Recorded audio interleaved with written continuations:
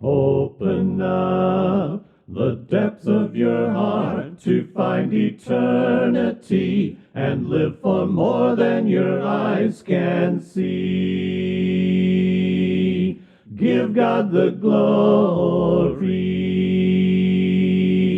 Frequently, passages that don't even come close to saying Adam's race inherited his sins are used to teach it.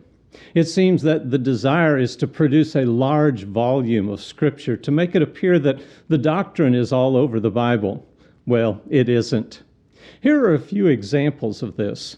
Genesis 6:5 says, "Then the Lord saw that the wickedness of man was great on the earth, and that every intent of the thoughts of his heart was only evil continually." Well, that he was constantly thinking evil does not mean he inherited it. It doesn't even come close to implying it. Genesis 6:12 says, "And God looked on the earth, and behold, it was corrupt, for all flesh had corrupted their way upon the earth." This doesn't say that Adam corrupted the way of all flesh. It says that all flesh corrupted their way, meaning they did it to themselves. In Genesis 8:21 we read, "And the Lord smelled the soothing aroma, and the Lord said to himself, I will never again curse the ground on account of man, for the intent of man's heart is evil from his youth, and I will never again destroy every living thing as I have done." Well, that their imaginations were evil from their youth does not say that they inherited those imaginations. Let me just put another text together with this one, and that's Mark 7:21 through 23. It says, "For from within, out of the heart of men proceed the evil thoughts, fornications, thefts, murders, adulteries, deeds of coveting, and wickedness, as well as deceit, sensuality, envy, slander, pride, and foolishness. All these evil things proceed from within and defile the man." Why are they inside a person? It isn't because they were born with them inside there. It's because they didn't guard their heart. Solomon said, "Watch over your heart with all diligence, for from it flow the springs of life." Proverbs 4:23. In other words, don't let it in, and it won't be in there to cause you trouble. I hear people talk about how innocent pornography is.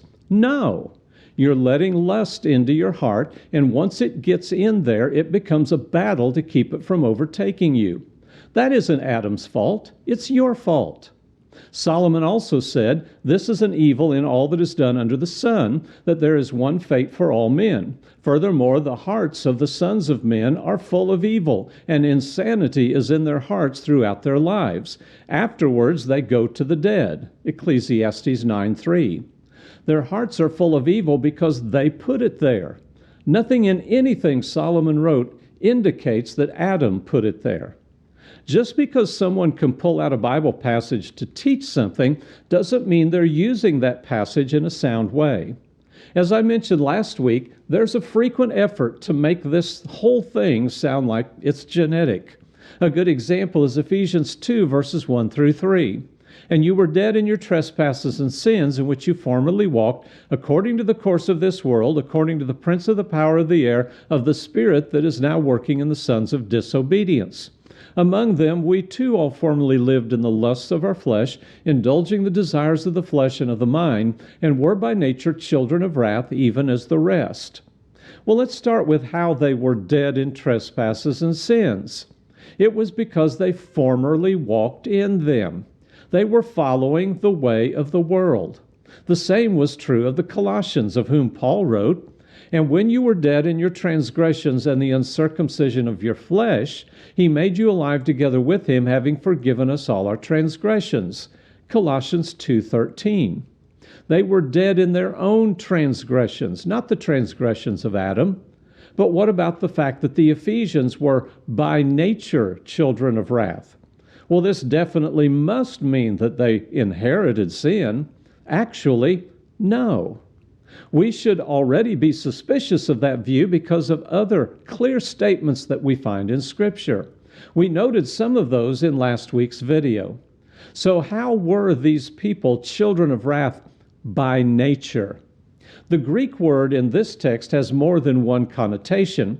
It can refer to being born to something, like being a Gentile, Romans 2:27, or it can simply refer to the constitution of something because of its environment.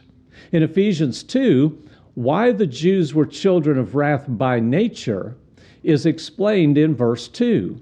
Nature is the course that this world leads one on, which is influenced by the lusts stirred by the prince of the power of the air. Since this word can have more than one meaning, we need to let this context and the remainder of Scripture guide us to understand.